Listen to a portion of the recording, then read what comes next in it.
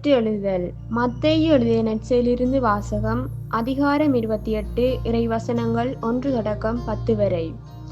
ஓய்வு நாளுக்குப் பின் வாரத்தின் முதல் நாள் விடியற்காலையில் மகதலா மரியாவும் வேறொரு மரியாவும் கல்லறையை பார்க்கச் சென்றார்கள். திடீரென ஒரு பெரிய நிலநடுக்கம் ஏற்பட்டது. ஆண்டவரின் தூதர் விண்ணகத்தில் இருந்து இறங்கி வந்து கல்லறையை மூடியிருந்த கல்லை புரட்டி அதன் மேல் உட்கார்ந்தார்.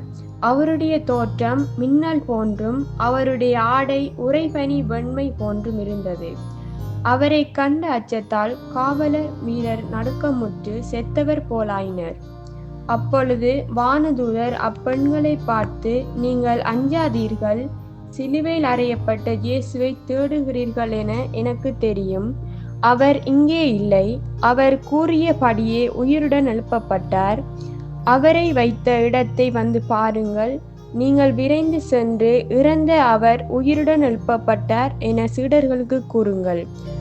உங்களுக்கு முன்பாக அவர் கலிலேயாவுக்கு போய்க் கொண்டிருக்கிறார்.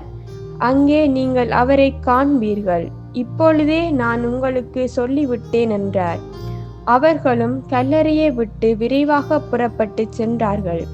அவர்கள் அச்சமுற்றாலும் அதே வேளையில் பெரும் மகிழ்ச்சியுற்றவர்களாய் அவருடைய சீடருக்கு அறிவிக்க ஓடினார்கள்.